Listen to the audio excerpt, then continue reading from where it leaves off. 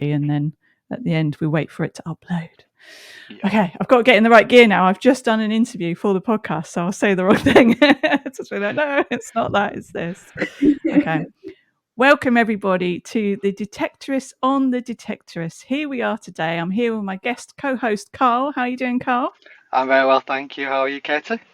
I'm good, and I'm so excited to start this new mini-series where real-life detectorists look at and review the hit TV series from the BBC, written and starred in by Mackenzie Crook, the Detectorist. And we're not here alone today, Karl, are we? We are here with the wonderful Miss Detectorist, Ellie. Ellie, how are you doing? Hello, Ellie.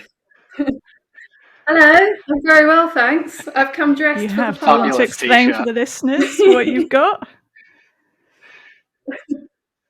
I've got my Danebury Metal Detecting Club t-shirt. Yeah. Do you think they'll let me in? Absolutely, they will. And we're all here because we've all got passion for this show. Obviously, a passion for detecting, but we all enjoyed the show. But I confess, I have not rewatched the show since I've been actually metal detecting myself. So I'm really excited to go through the episodes and see it with new eyes. Yeah, I haven't watched it again since. I mean, I've watched the more recent one, which came out at Christmas, but I can't. I'm struggling to remember some of the storylines, which is great because I'm going to be able to watch it again with new eyes now, having started the whole. Yeah, I feel a bit jealous. I watch it all the time. I'll watch all of them, and then I'll just go back through them all again. It's not boring. I don't get bored of them. No, good comedies, you don't get bored, do you? And you were saying, Karl, earlier on that it's just nice and relaxing, isn't it? I think we've got the age of sort of on-demand TV. I always stick something on like Friends or something when I'm cooking, and you all have those little shows, don't you? Yeah. So, a comfort blanket. Yeah, there's always something, isn't there? I think it's still like one of the DVDs I only watch. Because I got the box set for Christmas a few years ago. And yeah, I always just keep that out so I can keep watching it, even though it is on like all the streaming platforms and stuff. Yeah. It keeps hopping about, doesn't it? It was on iPlayer, then it's on Netflix. You've got the DVD, you're insured. It's never going to. You're always going to have it. Yeah, we can't cope with another subscription service. I'd hate to think what my budget is on TV at the moment. It's impossible. So, as I spoke about, this was written and starred in by Mackenzie Crook, and then he stars alongside Toby Jones, who plays Lance, and then we've got the amazing Rachel Sterling in there as well, who plays Mackenzie's character Andy's girlfriend Becky, and there's a lot of other really big names. As you work through, you can see since the series has come out, they've gone on to do some massive things, haven't they? Just continued in their career. I was listening to a really interesting interview with Mackenzie Crook about how he cast it, because the casting comes in for a lot of acclaim, and he was just saying, actually, I really called in all my mates because I worked with all these people on various things, and as he was writing it, he was actually thinking, I've got someone in mind for this, and so it's quite nice to think that actually he's had this connection with those people, a lot of those people before. In fact, it was only a year ago I found out that Rachel Sterling is actually the wife of Guy Garvey. Yeah. I know, I didn't know that. And the daughter of Diana Rigg. I didn't know that, but I think I'm the last. Yeah, so she plays mother in this. Yeah, so I didn't know that. I think I'm like the last person in the world to know that. So it's great the things I'm learning. Thank you, Katie, for inviting me. It's one of those things, isn't it? It's one of those things. And I had a look, and of course, as we'd expect, it was nominated and won quite a few awards. So BAFTAs 2015, Mackenzie won Best Scripted Comedy. And then in 2018, Toby won the BAFTA for the Best Male Performance in a Comedy. And then there's another BAFTA award as well for comedy writer for Mackenzie Crook, and then tons and tons of nominations. But you'd expect that, wouldn't you? It's such a popular and fantastic very well show. Deserved. I can't believe it's 8 years old. Very well deserved. I know, right? I know. Yeah, there's only a few things that I think sort of have been superseded by like new tech, for example, things like that. I mean, I've only watched the first couple. but it's one of those classics, isn't it? It's just going to get run and run. And I still watch The Office, and I love Mackenzie Crook. He's like my favourite character in The Office. But that's aged only in so much as the office tech, the fax machines and things like that, which we don't use anymore. And some of the office wear looks a bit outdated, but still the jokes they are bang on, aren't they? So, I was going to say giant shoulder pads, but they're back now, aren't they? For men and women in the office, the big bulky shoulder pads. Yeah. I will. Those next week. So I just wear different things for the listeners. I'm wearing my Goonies t-shirt. Goonies never say die. Yes. So, and Karl, you've got your We Are Hummingbird. I've got my t-shirt We Are Hummingbird jumper on. Yeah. Oh, always on brand. Oh, well done. Always on brand. Yeah. Excellent. So the series itself is filmed in a fictional town or village called Danesbury, set in North Essex. But the main film location was Framlingham, I believe, a small market town in Suffolk. So I was looking at some of the scenery in the background, and that actually looks like a really nice place, doesn't it, with all the different sort of Tudor-style buildings. Really nice. I went to Suffolk this summer. I took a couple of days on my own to Suffolk to go to a Roman dig there, and I was really struck by the landscape there. It's so flat, so it looks a bit like Holland, and it really is completely different. So, like where I'm from in the West Country, a lot of rolling hills and stuff. So when I got there, and the roads are Roman, I mean, like straight for miles and miles, and lots of road names called Roman Road, and things that really you think I'm in some serious history here. So the opening of this first episode in that beautiful field, ploughed, which now to me is like, bing, my eyes light up, ploughed field. I don't think I'd have noticed that the first time I watched it, but now it's like there's an opportunity. That's right. And I was even looking at the weather going, oh, that's nice. It was a nice kind of blue sky day with a couple of clouds. So I was thinking, oh, that would be nice detecting weather. Yeah, and there's long shadows. Yeah, autumn it's nice. shadows, lovely. So we start off in the first episode of season 1. So we see Lance detecting, as Ellie says, in a lovely drilled field, freshly ploughed. And then I first immediately spotted his Minelab headphones. And the first time I watched that, I wouldn't have even taken any notice of that. But like, oh, the headphones. So that was funny. Interesting for me. The first thing I noticed, and I think it's the first sound that pops up just as they are walking together, it's the sound of the CTX 3030 beep. It's so. Yes, it is. So and that's the first thing I heard. Yeah. Yeah. Oh, your ears are more tuned in than mine. But I did think they must have thought quite carefully about how they spread the wealth between all the different makes of the machine, because Andy has the Deus, doesn't he? And then Lance has got rocking a Minelab, and then they're all got different things. And then there's obviously the antique researchers. With their very old machines, Simon and Garfunkel. Yeah, exactly. I thought at first as well, when you're seeing Lance, I was like, oh, that's not a very good swing, Lance. I was looking at when you first see him in the scene, and he was kind of like walking along with his detector in a straight line. And I was like, hang on a minute, what are you doing there?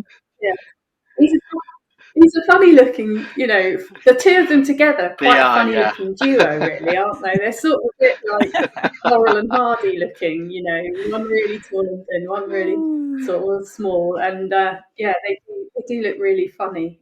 And when he digs his first hole as well, I wasn't sure if he even used his pinpointer at first. And then he gets out that little eyeglass. I was thinking, that's actually a brilliant idea. I think I need one of those. My eyes are getting red, so I'm holding the coin like this. Yeah, your little magnifying glass. And that's it. When he's digging a hole, it paints the picture of metal detecting perfectly from that first find being a ring pull. Yes. And it's like that's the classic joke, isn't it? Tizer 83. Yeah, it's the classic one, and that sort of opens up his character a little bit as this kind of encyclopedic knowledge of trash and all sorts of other things that come through this particular episode. You can see he's just one of those people who's got like that kind of brain that remembers. There are people like that in our hobby, aren't there? That just know. Walking encyclopedias. There are friends, aren't they, that we call out to when we find something. We're like, what is this, please? So Nancy finds his ring pull, and he says that he can sell them on eBay and people collect those kind of things. And he asks Andy, what have you found, mate? And he says, F all, 3 shotgun shells and a Blakey. And I immediately was like, what's a Blakey? And I actually had to Google it. I wondered what it was and didn't Google it. So I'm waiting for the education now. You win. So Blakey was the name of the brand, and these were shoe protectors, so little metal plates that people would put on the sole of their foot, where they would generally wear that bit of the sole. You know, the way sometimes people wear a little bit of the sole of their shoe in one place, so usually on the heel or sometimes on the toe. But yeah, this little sort of half semicircle size metal object, basically. I wonder if really interesting, because I don't know anyone in the whole world that's ever found one of those. I've never seen one on a group, so it's interesting. I wonder if it's like a little inside joke, like the old steel toe cap boots and metal detecting. Maybe. Yes, maybe. Could well be. Maybe. Yeah, I don't know. Maybe it's just one of those kind of random, useless objects that you just sometimes find. That in certain areas, you get more of certain weird things, don't you? So maybe it's in Essex. Maybe that's a Suffolk Essex thing. Yeah. Clicky shoes. Clicky shoes. So then we fade to black, and then we hear the title. It's the first time we hear the title soundtrack. So of course, this is Detectorist by Johnny Flynn, and I just love that song. Anytime it starts up, it gives me that kind of warm, fluffy feeling in my heart. I'm just like, oh, so nice. Feels like home. I've been a big fan of Johnny Flynn for years. Like, I watched him years ago, and then when I first heard that song, and then I heard his voice, I kind of instantly knew it was him, and it was just perfectly fitted. Yeah, a perfect fit. Yeah, because it's got the kind of English folklore built into the lyric as well, hasn't it? The rhythm of the seasons and the kind of sensory words that make you think about the soil and what's underneath and all the history. You must have been briefed quite carefully about how to interweave all those ideas, because that's really our hobby in a nutshell, isn't it? All those things. He nailed the brief, absolutely. And I suppose as a detectorist himself, he probably took from real life, as you say, to make sure he got the right people playing the characters and everything. He just knew what he had in Mackenzie. I thought you meant Johnny Flynn then. No. Yeah. But apparently Mackenzie Crook is only a very occasional detectorist. He goes out 3 or 4 times a year. But even so, he's actually found something. Yeah, he found it whilst recording, I think, like within the first week. I think it wasn't one of his first finds. Yeah, he found gold. Oh, really? Like, while they were filming, and like he'd never detected before, and it was some people are just really lucky, aren't they? It's disgusting. Oh, that's it. I'm packing up. I'm off. Bye. I want to go and find that item now in the British Museum. Yeah, absolutely. I'd love to go and see that. Yes, you have to let us know, Ellie, when you identify what it is. We'll have to go on a trip now. We'll go on a school trip. Detecting club. Yes, Ellie, you did say in your interview on the main podcast that you were going to set up virtual detecting clubs, so you can set up our virtual and real life school trips. Okay. That's a yes from you. Brilliant. So we come back, and Lance and Andy are sat under the tree having their sort of lunchtime tree. This is, isn't it, where they often have like a little chat and a sandwich and a drink. And Lance is trying to impress Andy with his university challenge knowledge. And then he comes out with one of his first classic terrible jokes where he said he once found a battle axe. And he's like, oh yeah. And then he's like, I married her. Dreadful. Absolutely dreadful. And you get the sense that, that maybe Andy's heard that quite a few times before. He's one of those friends that repeats himself, and it's got too embarrassing to say, I've heard that already. But he did actually, to his credit, he did say, I've heard that joke, didn't he? Yeah, he did. And then we get first sight of Sophie as the character. So she comes bounding along, doesn't she? Yeah, funny that, isn't it? It's sort of like the female has entered the room. That it's quite interesting because he sort of really has, Mackenzie Crook in writing this has really nailed that. I think that kind of stereotype of it's mainly men in this hobby. As soon as a woman enters the unit, it sort of changes the dynamic, and they both start behaving a bit differently. It's like the Lynx effect. Like Andy goes in quiet and shy and sits back and kind of just goes quiet, and then Lance sort of puffs himself up and tries to show off and ends up making himself look like a bit of a pillock, really, doesn't he? They were having a conversation at the club. They were having a talk on buttons, and both of them said that they weren't going to go. And then they get talking to Sophie, and then they tell Sophie about it, and she asks if she can go. And then all of a sudden, they're both like, "Yeah, we're both going to go." Yeah. Yeah, exactly. It's funny. It's really I think funny. you hit the nail on the head. I would love, for the record, I would love to go to a talk on buttons. If someone would give one. Yeah, I thought that at the time as well. First time round, I would have gone, "Oh God, that sounds terrible," but now I'd be like, "Yeah, brilliant." Yeah, I don't know anything about buttons. I'd love to find out more. Brilliant. So she comes up and she makes the classic mistake of asking them if they were metal detectors. And then Lance corrects her and says, "No, my dear, we are metal detectorists." Yeah. And he cringes. He just cringes because it's like, yes, it's a heinous crime to say it, but you don't have to pick someone up on it. Yep. It's kind of, I don't know. I don't want to turn into one of those types. So yeah, let that be a lesson to us. Excellent. So yeah, they agree that she can come to the next club meeting, don't they? So then you fade again to the next scene, and we see Andy at home, getting in trouble with the wife. So this is where we first meet Becky, isn't it? He's well, it's not his wife at the time; it's his girlfriend, I believe. And she's having a bit of a go because she's like, "So you're just down the pub at the end of the road on a Saturday night, and you didn't think of inviting me?" Yeah. So she wasn't too happy about that. Yeah, this is quite interesting, isn't it? It's sort of, again, another little kind of nugget that he's picked up on, this kind of partner on the periphery of a hobby. And I think he said before in interviews that this is, he just picked detecting as a hobby because what his interest is really in people and their pastimes and how people interact with these hobbies. And I guess this is true of anything like fishing or cricket or things that people get quite obsessive about. It leaves a partner sort of sat on the sideline, doesn't it? I don't know if it's just necessarily that. It's like, cause at the same time, he starts explaining about a coin that he found, and she starts yawning, and I can relate to that because I'll come home and I'll be showing my wife like things I've found, and she'll just be looking at me like this grin and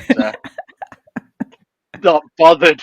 You can't even see what it is. You can't even. Yeah, it's just some crummy piece of, you can't even tell. But to us, it means so much. We worked hard for that, really hard. Yeah, it's so unbelievably true. And then when we're supposing it could be something this or that, isn't it? And our partners are like, just don't put it on the kitchen side. I'm always getting in trouble for leaving things on like the kitchen windowsill. It's like, no. I've got the door wells, the little bits at the side of your doors in the car. The pockets. Full of them, full of random bits of metal and junk and stuff. I need to get them out and sort them out. In fact, I think I mentioned this to you in the podcast. They're still there. Are they still there? Yeah. That was weeks ago. You're probably spending, your fuel bill is probably full of lead. You're not very efficient. It's like having an extra passenger. Things flying everywhere as you're going over the sleeping policeman too fast. Okay, brilliant. So we move on now. We see Lance and he's leaving his house and he walks past the famous 1997 yellow TR7 Triumph car. Love that car. Did a bit of research on that car as well, and Mackenzie Crook actually ended up buying and owning that car himself because he thought there's a season 2. He didn't want to have to rent a car. It would be more expensive. So he actually purchased him himself. And then only this year, April this year, he sold it. And it was valued at between £3,500 and £4,000, and it sold for over £30,000. Can you believe it? Yeah. Did it? I knew that was. I didn't know that it sold for that much. I'm not surprised. It's very iconic. If you look up the TR7 on Wikipedia, because I wanted to know, why did he pick that car for Lance? Like, it's quite amusing, isn't it? That choice of a car, and then listed in there's like a list of famous media usage of that car in film and stuff, and they're listed one of the TR7 famous kind of settings. Brilliant. So yeah, it's a funny car, being so sporty and so bright. It's like a real rock star midlife car, crisis isn't it? car. It's just like it's midlife crisis. It's harking. We've lost her. Where's she gone? She's gone. She's gone. We'll wait for her to come back. I'm just going to open my door because my dog's trying to get in. Oh, okay.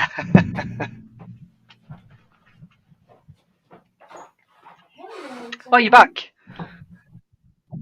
you just vanished. I'm so sorry. It just cut out. Did you hang up on us? No, my hands are here. I haven't done anything.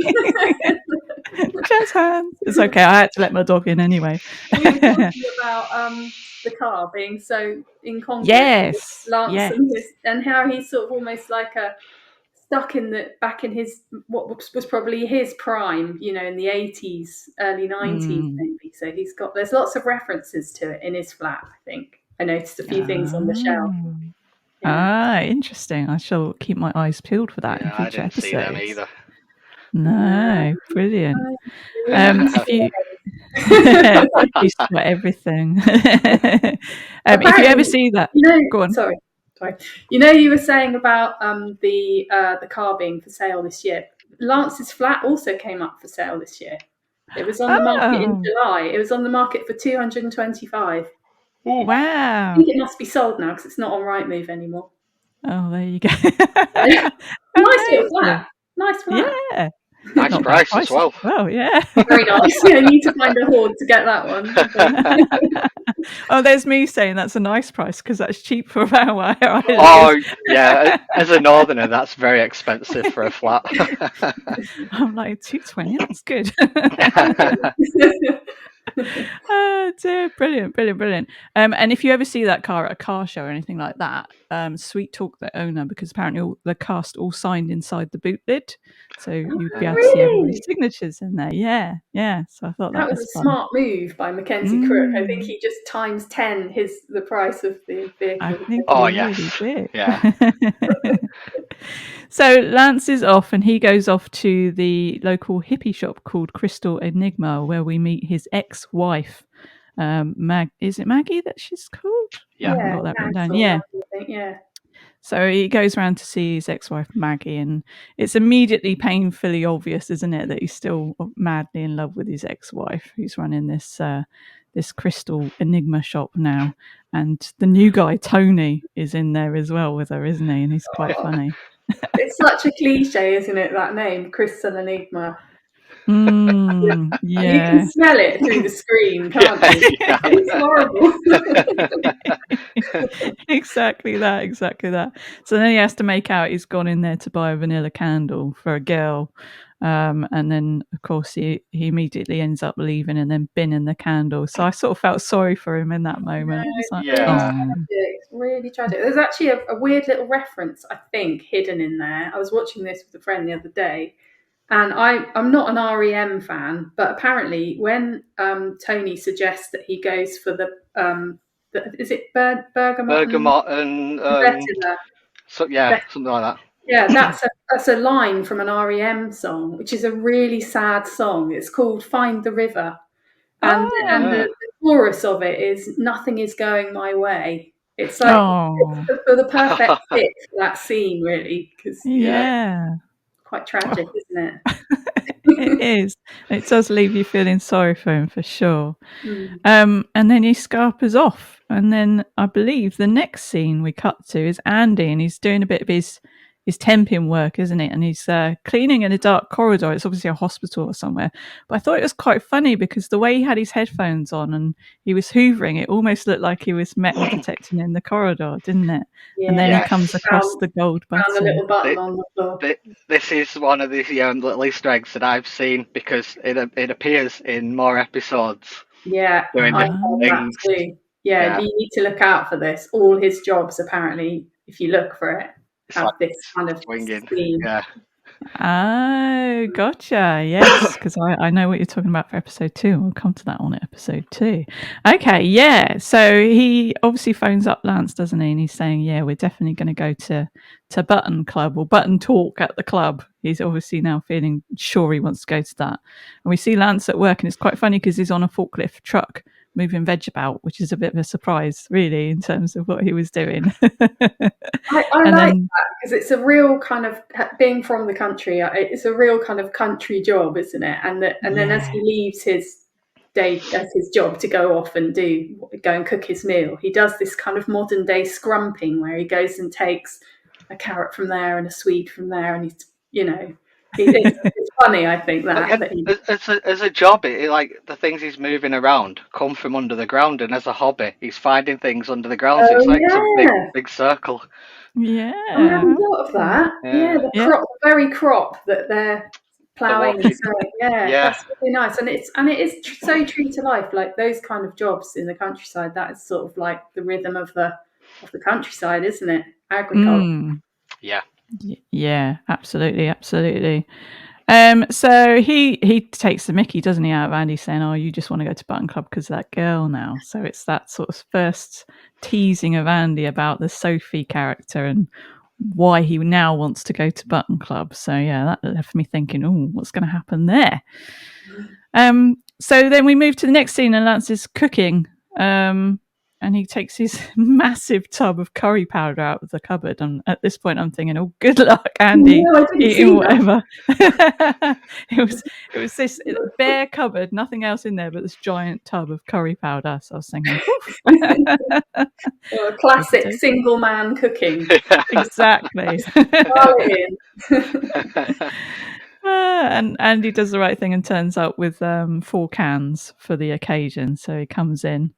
And Lance is wearing his sort of bikini lady kitchen apron, isn't he?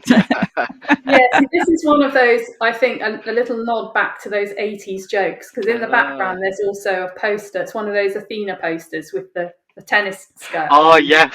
Yeah. And there's a little photo of Linda Lusardi on the so he's got all these like touches back from those days, you know.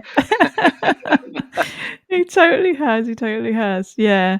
So Andy comes in and he says, nice apron, but in different words. And then he picks up a cabbage leaf which has a nice tyre mark over the top of it, because obviously that was one that Lance recovered from under a lorry earlier on.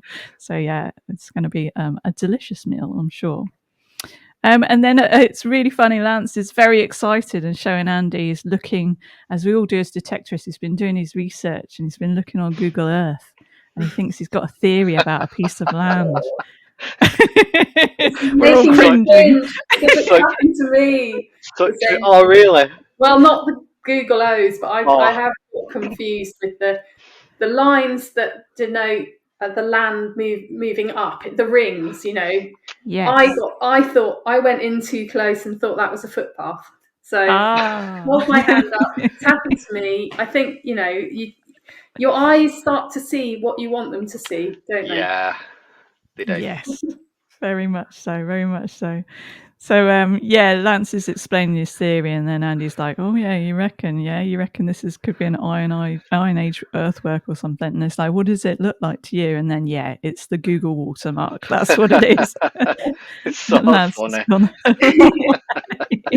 What was really good there as well is Mackenzie Crook's eyes. You know, they went Gareth from The Office. His eyes sort of like dart to one side, like he knows what's happening, but he lets it play out because it's so funny.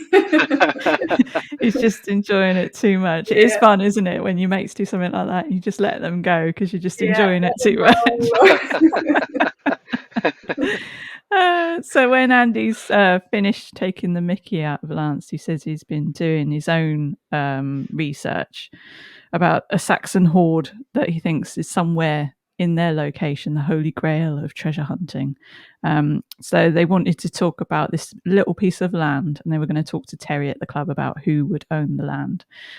So then that's when we go back to the club where Terry is doing his wonderful button talk that we would all like to be invited to if it happened in real life. It's lovely, isn't it? That scene of the scout hall or whatever it's called. And it really is like when you live in a village, it is the centre of the universe is the village and the village hall, isn't it? Like everything happens there. Every kind of event, every type of thing, it's all going on at the village halls. And it really, you go in there and it's all decorated from a party or a tea party or something from another day. And it's lovely. It's so sort of heartwarming, isn't it? So English. It is. And there's a certain kind of smell to a village hall. Do you know what I mean by that? Like you always know when you've just walked in. It's kind of like tea and stale cake. Yeah, slightly musty, but very homely as well. Very calming. The kitchen, you can sort of smell it. Yeah. That's it. The giant tea urn. Yeah, it's brilliant. And you see this scene that everybody's sort of fallen asleep. Even Terry's wife, Sheila. Everyone's falling asleep in the dark while he's doing his little slide projector show of the pictures of buttons. Poor Terry. I'm sure it was Terry. riveting. I would be listening and taking notes. Yes, you would. Oh dear. So he finishes his talk and then he sort of opens it up to any other business and people, I think Louise and others are talking about people stealing their permissions. And this is where they start talking about the antiquity searchers, who apparently are affiliated with a local museum. And this is where you sort of get introduced. Setting up the rivalry, aren't they, in this scene? Yes. The prickle, the heckles go up. You can feel it straight away. It's like the argument between archaeologists and detectorists, and the myth that they hate each other. And then the archaeologists wouldn't find as much as they did without detectorists first finding the bit of metal there, and then they unearth the rest of the stuff. Yeah. Apparently, it's not true. I don't think.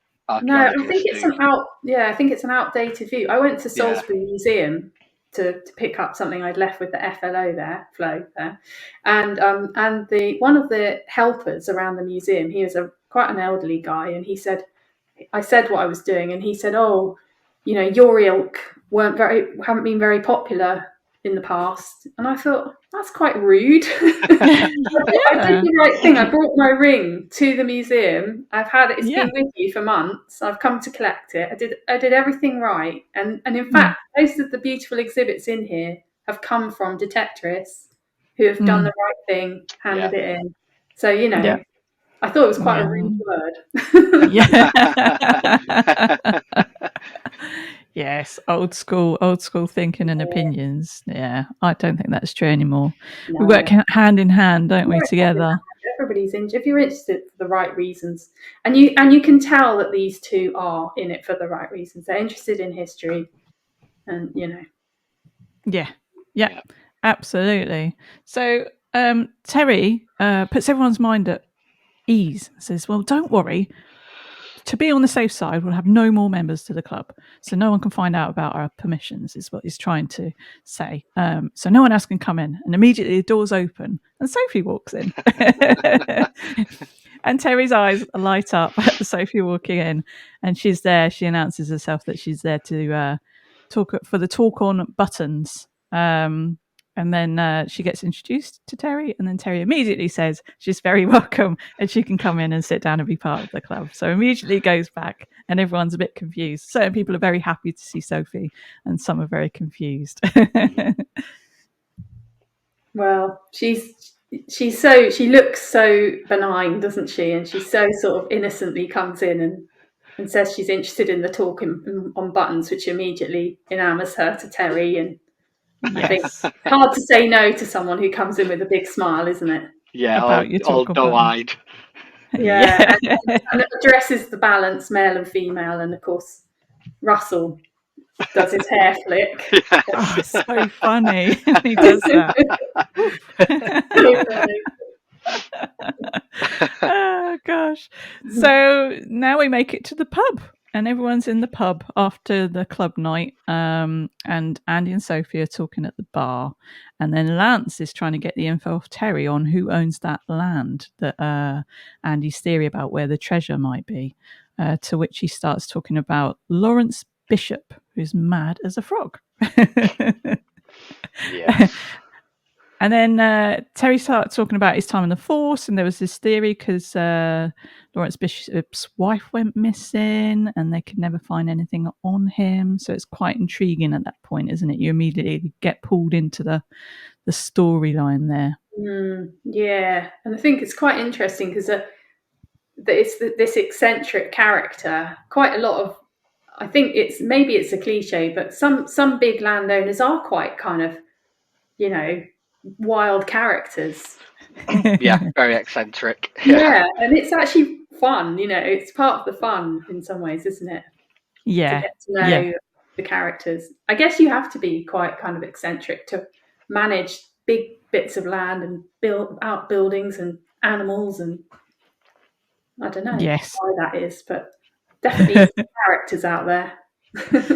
Absolutely. So then, Andy and Sophie come back from the bar, and it's Sophie that's brought around. So then Lance comes out with another one of his cracking jokes about that being a first student buying around. And Another outdated joke from the 1987. Another tumbleweed moment. And then Sheila starts asking Sophie what she's studying. She says she's studying ancient history. And then Sheila tells her she's in the right place. And then Terry, enthusiastically tells her she needs to get a detector herself and get out there in the mud. So yes, Lance immediately, because he's quite enamoured with Sophie and obviously a bit heartbroken, offers to take her out on some metal detecting. But then he says he can't because he's got to take Maggie's mum to bingo, right? He's being used as taxi services, isn't he? Yeah. He's just a doormat, isn't he? He's a doormat. Yep, absolutely. The poor guy. His poor heart. His poor heart, yeah. His poor heart. So then, Lance does another joke because they were talking about getting another drink in, and Sophie says she's got to get up early. So it's like, haha, student getting an early night being a first. And then, Becky at this point, not Becky, sorry. Let's start that again. Sophie at this point asks Andy if he's married, doesn't she? And then Andy goes, no, and then there's the bell for last orders. So it's just like he's just said, no, he's not. He gets cut off. It's a bit unfair, isn't it? He gets cut off, but he doesn't correct the situation, does he? No, he doesn't. No. He gets called out on it as well, doesn't he? Yeah. To be fair to Lance, he does pull him up on it and go, why didn't you say anything about your living girlfriend, long-term girlfriend, Becky? And Andy makes his excuses, doesn't he? Yeah. He has to buy a pint as a forfeit. Yes. Oh, dear. So then we're moving on, and Andy's at home with Becky, and Becky is teasing Andy about fancying Fiona Bruce. And she thinks that he does because he's always saying he doesn't like what she's wearing. But we've got a joke in my house that whenever Fiona Bruce is on anything, I'm always like, I believe everything Fiona Bruce says. Just because I've always seen her on the news and Antiques Roadshow. Whenever she speaks, I listen. It's very convincing. Definitely very. Oh gosh. And then Becky's talking about meeting her sister tomorrow, but then Andy says he can't because he's meeting Lance and they're going to go and try and get that permission with Bishop on that Bishop land. So again, it's the partners, isn't it? Sometimes being like, oh, you're always doing your detecting, or you're always wanting to go out. So I thought that was a sort of nod to how we have to manage our detecting activities around friends and family, don't we? Yeah, because it's always when you're off work that that's where the bottleneck happens, isn't it? Because that's the time when you can go and do all your stuff, but it's also your family time. So yes, it's tough. It's a balance of guilt. Yeah. Who do you let down? Yeah, exactly. So he was asking when are you going to meet your sister? And she said lunchtime, and he said, "Oh, we'll probably be done by then because it's going to be quick. We're not going to get the permission, I feel," he thinks, because of mad old Bishop. And then he's overjoyed when the channel is changed and QI is on, and I do the same thing there as well. I always love it when QI is on. It's another one of those programs I can watch and watch. Not that I retain any of the information, but I enjoy it. Oh gosh. Right, so we get to Lance and Andy approaching the new permission. So this looks like a lovely big old place, doesn't it? When I saw them walking up, you can feel the nerves because it's quite apprehensive, kind of like going up to someone's door. I haven't done it that way, but I know people that have, and I know that it makes the heart pound approaching a door. But I think it's quite brave. But they're bodied up, so that's good because at least they've got each other. Yeah. Yes. Yeah, exactly. I'm always a little bit worried about dogs, which is quite interesting. I'm not very confident with dogs. Yeah, I've got dogs, but you never know with farm dogs. Obviously, they're always quite barky and loud generally. So if I was walking up there, I would be worried about dogs. It turns out Andy and Lance don't have anything to worry about with dogs here, do they? Well, no. Or do they? Not at the moment. Yeah. Not at the moment. So Lance says he's going to do the talking, and he'll use his charm with Lawrence, Mr. Bishop. So Larry Bishop. So they knock on the door and they hear him shouting, and then this man comes out shouting at the dogs, and he's asking if he won a competition. You can immediately see he's quite eccentric, isn't he? This fella that comes to the door. That wild hair, like Doc, whatever his name is out of Yeah, exactly. Oh, hello, Ross. We're just finishing up this episode, Ross, so we'll just carry on while you're there. You can listen to us whittering on. It's just changed the dynamic. Yeah, we've all got even smaller boxes now. So, yeah, Bishop's asking if he won a competition, and he warns them of the dogs, but everyone's looking around and there's no dogs. But he offers to make them a cup of tea and asks them to come in. And then they're just chatting away to him, and they get the information out of Bishop that no one's ever detected there before. So you can tell the excitement is rising. And then he mentions that there was an archaeological dig when Larry was a boy. And then he gives them permission, but then he very sharply tells them to stay out of the paddock on Birchwood Road. Don't go digging around in there. So you go, there's a bit of mystery there. Suspicion arises, yeah. Yes, exactly. I wouldn't remember. I'm not very good at remembering things, so this would be good to have Lance there at that moment when he starts saying, "Oh, they did a dig and it was in the war," and they did. I'd be like taking it in, thinking, "Brilliant," and then immediately going out the other ear. He's got Lance there to take notes. Yes, absolutely. And then straight away he starts shouting at the non-existent or invisible dogs about them stealing his mobile phone. So Lance and Andy grab their stuff. They've got their detecting gear with them, haven't they? They're obviously keen as mustard. And they get out of there so they can go and investigate stuff. And then, you see Lance sort of jogging ahead. He's so excited. They're practically running, aren't they, towards the paddock. And it's that new permission feeling when you secure that permission and you know you're going somewhere. It's such a joyful feeling, isn't it? It's just like, I cannot wait. And you've got to be optimistic. That's going to be the one, haven't you? And they bring up Sutton Hoo, don't they? They're sort of like, this is exactly what happened at Sutton Hoo. They had to abandon the dig because of the war, and then they found everything left there just as it was. So they really think this is it. They're going to hit the big time. Yes, absolutely. So Lance is running in. As you just said, Lance is very excited, and he's supposing this time next year, we're going to be millionaires. He's certain, isn't he? It's like, this is it. We're definitely going to find it. And then Lance is sort of working out. You can tell he's like, shall we do a grid system? What should we do? How should we do it? And then Lance is like, nah, let's just go for it. And just wants to go off in all different directions. He's just so keen to get digging. So Andy agrees. They have a little skirt about with their detectors, and then Lance straight away gets a signal, doesn't he? He gets a cracking signal, and you think, no, it can't be. It can't be. He even says, like, this is it.